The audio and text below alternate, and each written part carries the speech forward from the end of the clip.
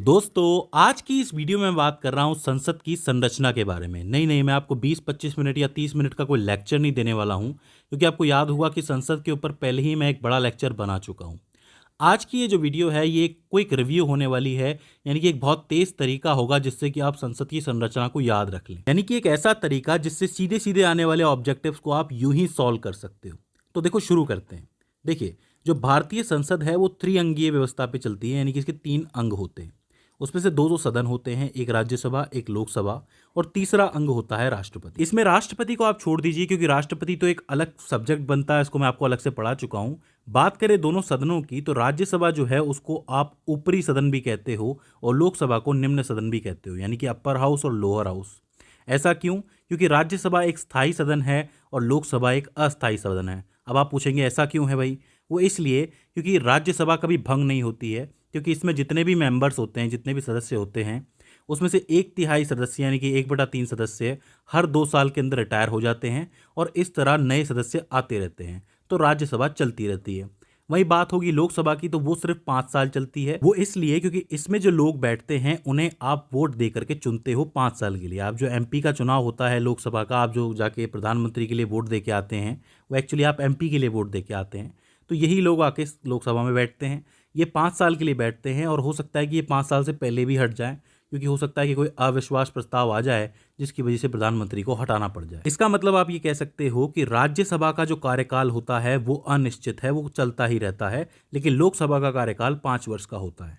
हाँ, राज्यसभा में जो सदस्य बैठते हैं उनका कार्यकाल कितना होता है? 6 साल का होता है। अभी मैंने बताया ना कि 1/3 सदस्य जो होते हैं वो हर 2 साल में रिटायर हो जाते हैं, तो अपना 6 साल का कार्यकाल पूरा करके चले जाते हैं। अब आप पूछेंगे कि लोकसभा में जो बैठने वाले होते हैं वो तो चुनाव के जरिए आते हैं, लेकिन ये राज्यसभा में बैठने वाले लोग कहाँ से आते हैं और कौन इनको चुनता है? तो देखो, इनका चुनाव अप्रत्यक्ष होता है, यानी कि इनको सीधे जनता नहीं चुनती है, इनको निर्वाचित सदस्य चुनते हैं। यानी कि ऑलरेडी जो निर्वाचित सदस्य होते हैं वो चुनते हैं, और कुछ एक सदस्य जो होते हैं वो राष्ट्रपति भी चुनता है।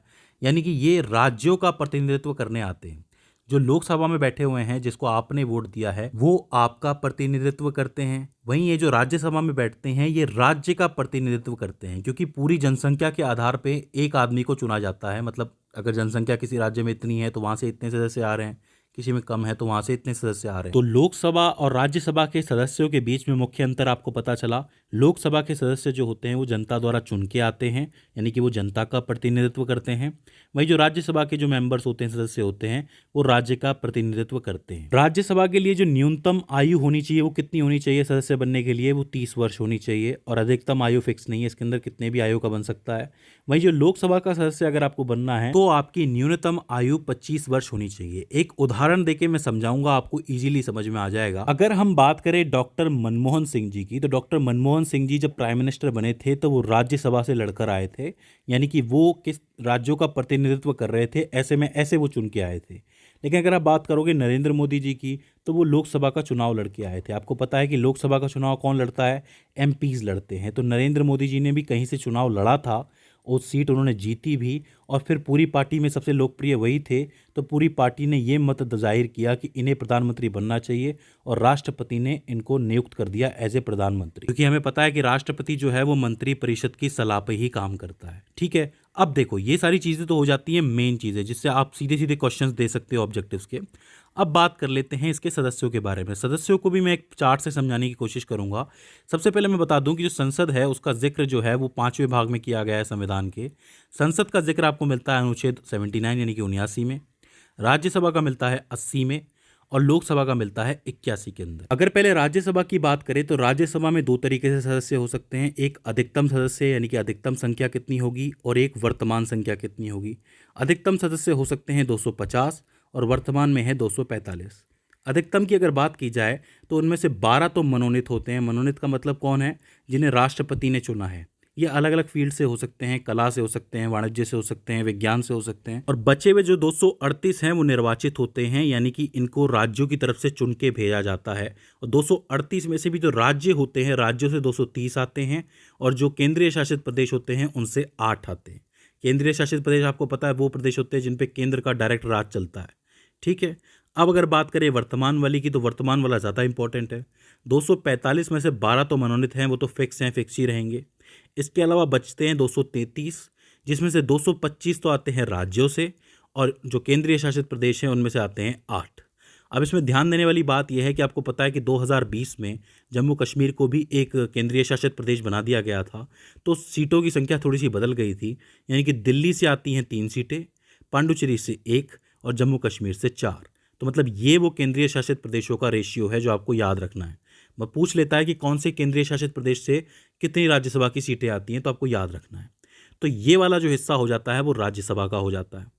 इसके बाद अगर हम बात करें लोकसभा की, तो लोकसभा के अधिकतम सदस्य हैं 552 और वर्तमान में है 545। 552 में से 2 तो होते हैं मनोनीत जो कि फिक्स होते हैं। ये कौन से होते हैं? एंग्लो इंडियन होते हैं। एंग्लो इंडियन से सदस्यों के लिए सीटें बुक की गई हैं। और बचे 550 होते हैं निर्वाचित। उन 550 में से भी जो राज्य होते हैं उनमें से आते हैं 530 और जो केंद्रीय शासित प्रदेश होते हैं उनमें से आते हैं 20। अगर बात करें वर्तमान सदस्यों की, तो वर्तमान सदस्य हैं 545, जिसमें से मनोनीत तो फिक्स रहने वाले हैं, मतलब 2 एंग्लो इंडियन तो वहाँ रहेंगे ही। बच्चे कितने हैं निर्वाचित में? 543। इन 543 में से भी 524 वो होते हैं जो राज्यों से आते हैं और 19 वो होते हैं जो आपके केंद्रीय शासित प्रदेशों से आते हैं। इन 19 सदस्यों में से भी 7 ऐसे सदस्य हैं जो सीधे सीधे दिल्ली से आते हैं। तो ये सवाल बनता है कि वो कौन सा केंद्रीय शासित प्रदेश है जिसमें से लोकसभा की सबसे ज़्यादा सीटें आती हैं। तो आप लिखेंगे दिल्ली, जिसमें से 7 आती हैं, और बाकी सबको मिला के कितनी हो गई? 12 हो गई। मतलब जितने भी केंद्रीय शासित प्रदेश हैं देश के अंदर उसमें से 12 आती हैं। तो ये एक इंपॉर्टेंट क्वेश्चन बनता है। अब देखो यहाँ पे याद रखने वाली बात क्या है। पहले जो मैंने आपको पॉइंट्स बताए हैं वो तो आपको याद रखने ही है, और इस हिस्से में आपको सिर्फ वर्तमान संख्या याद रखनी है। ये जो वर्तमान वाला पार्ट है ये ज़्यादा इंपॉर्टेंट है, इसमें से सवाल बनते हैं। दूसरी इंपॉर्टेंट चीज़ ये है कि ये जो 552 सदस्य अधिकतम है लोकसभा के अंदर, ये सीटें बढ़ेंगी या फिर बढ़ सकती हैं 2026 के बाद, क्योंकि एक संशोधन के तहत 2026 तक लोकसभा की सीटों को सीमित कर दिया गया था। अब इसके बाद अगर कोई नया नियम बनता है तो उस हिसाब से संख्या चेंज हो सकती है। तो दोस्तों ये था एक बहुत ही क्विक रिव्यू जिससे आपको संसद याद हो जाए, उसकी संरचना याद हो जाए। आई होप ये सारे पॉइंट्स आप इजीली याद कर पाए होंगे। अगर इसके बाद भी इसके अंदर कोई कन्फ्यूज़न आता है तो आप हमें कमेंट सेक्शन में पूछ सकते हैं। तो दोस्तों आज की इस छोटी सी वीडियो में बस इतना ही। See you in the next one.